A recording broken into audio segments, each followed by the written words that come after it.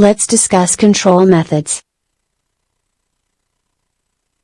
Smoke bombs are a method of control, and on some occasions may work.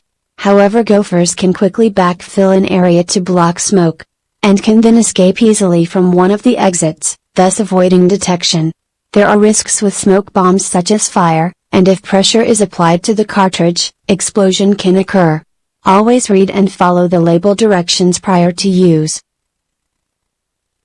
How about biological control by introducing cats?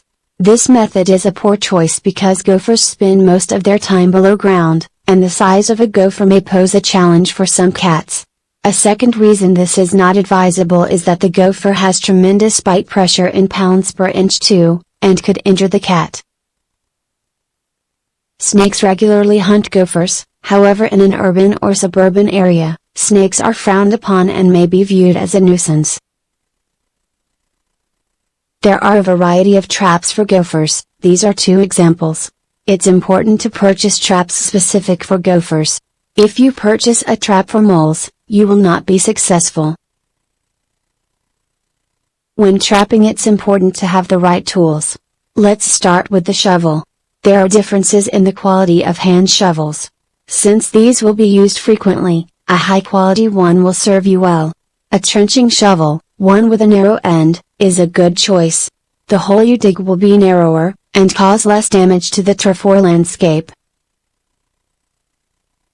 A probe is needed to find the gopher runs for baiting and trapping.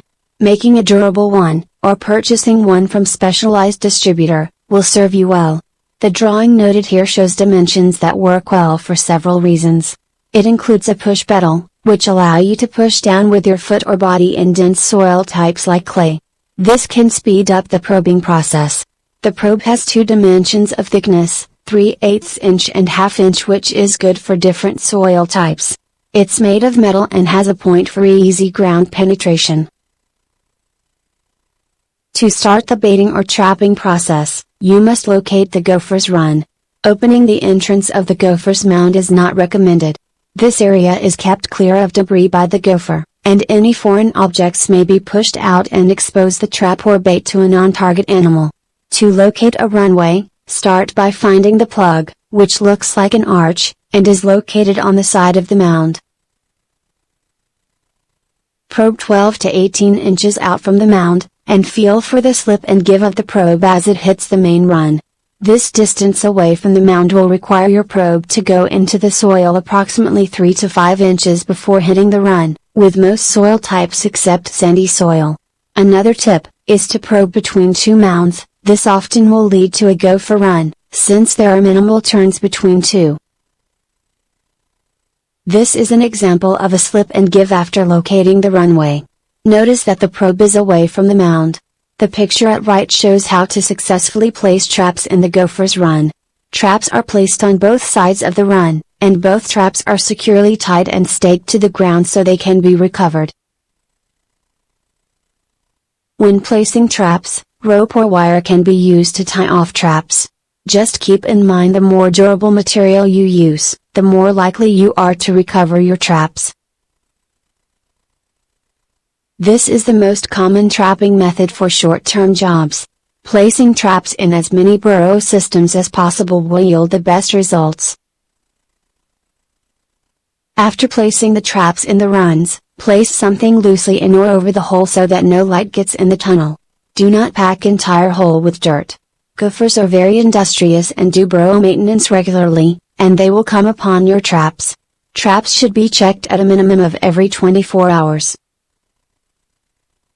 Baiting for gophers is traditionally done with a first-generation anticoagulant in block form, seed bait or paraffin-based pellets or chunks.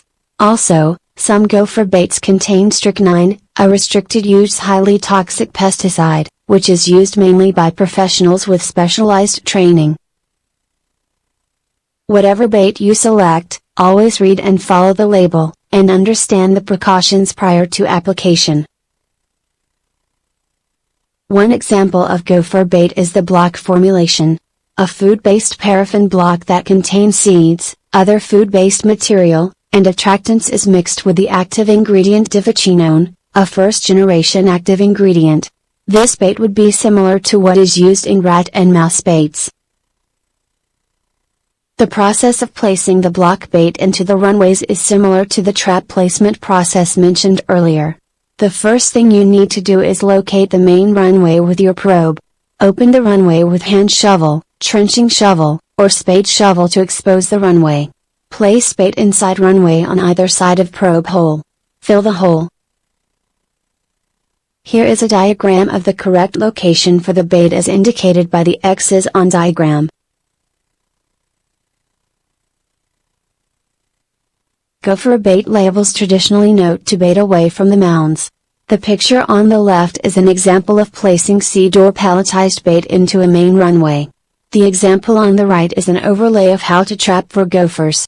The applications are near identical with the exception of filling the hole if you are placing bait into the runs.